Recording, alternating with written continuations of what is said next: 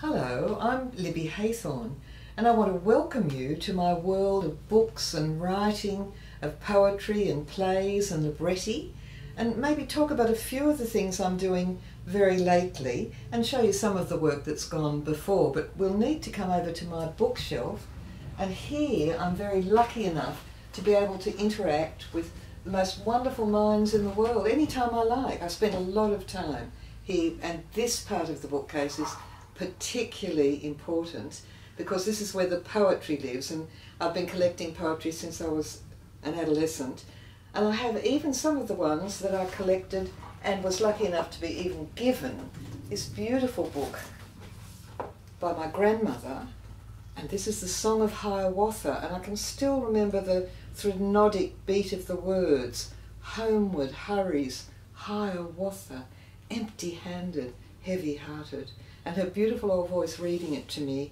as a child. And I think poetry does something to you. It goes into your mind and it alters you.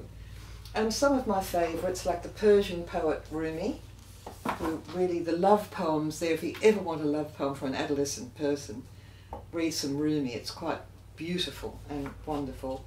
Haiku, which I'm very fond of. There's some lovely classic pieces there. And some other favourite poets, Pablo Neruda, that I discovered quite late in life, and what a wonderful, delicious treat it was to read A New Mind, who lives in South America, a person whose poetry resounded. He could fill a football stadium in his home country. He could fill a stadium and people would be there reading poetry, not looking at football, which is quite amazing.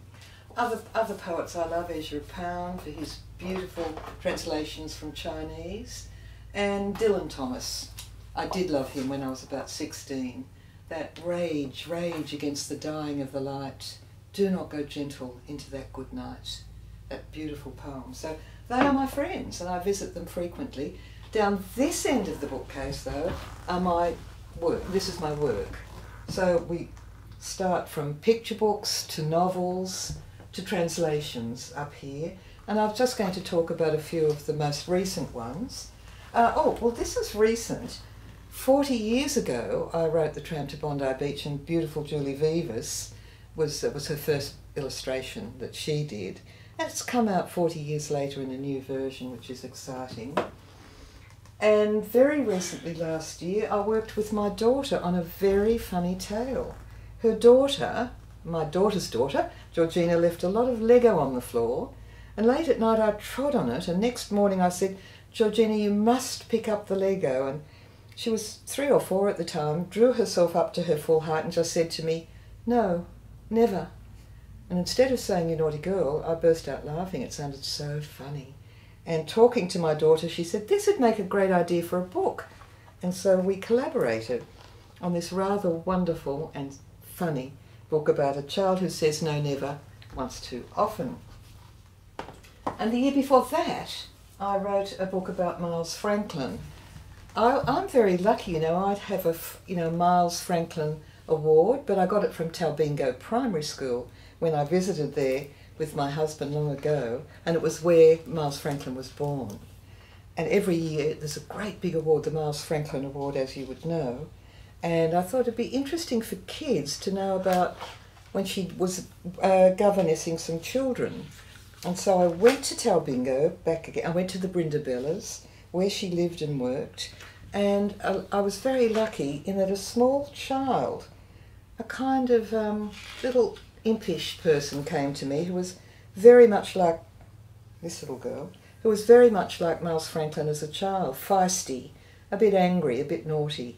And this is about this little girl who won't come to the school, but in the end, and we see the end of this through the end papers, little imp learns to read, because not a word said, but we see her sitting under a tree and reading. So that was from the year before.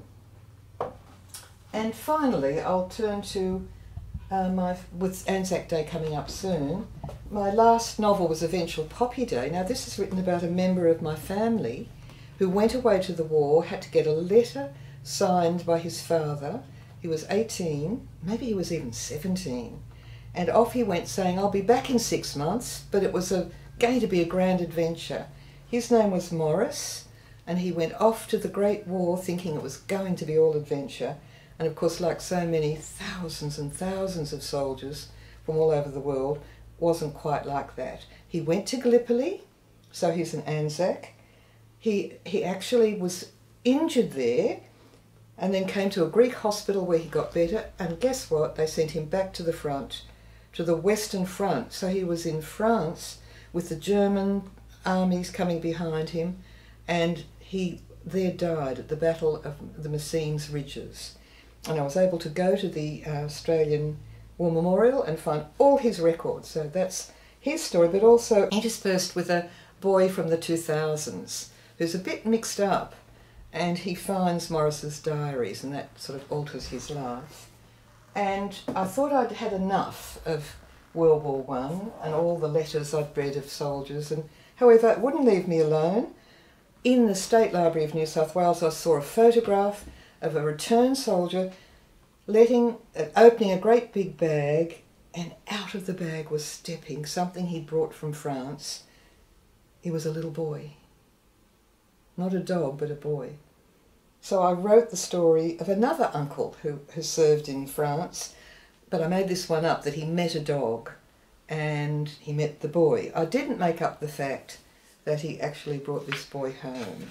So it's the meeting of a man with a dog and a boy, and he brings them both home. Again, the end papers, that's set in France in the poppy fields, which are beautifully drawn by, and ends back in Australia with the little boy here with the soldier. He survives, and it's bonfire night, and the two dogs are there, the boy's there, and they're all safe and sound. That was a happy ending for that story.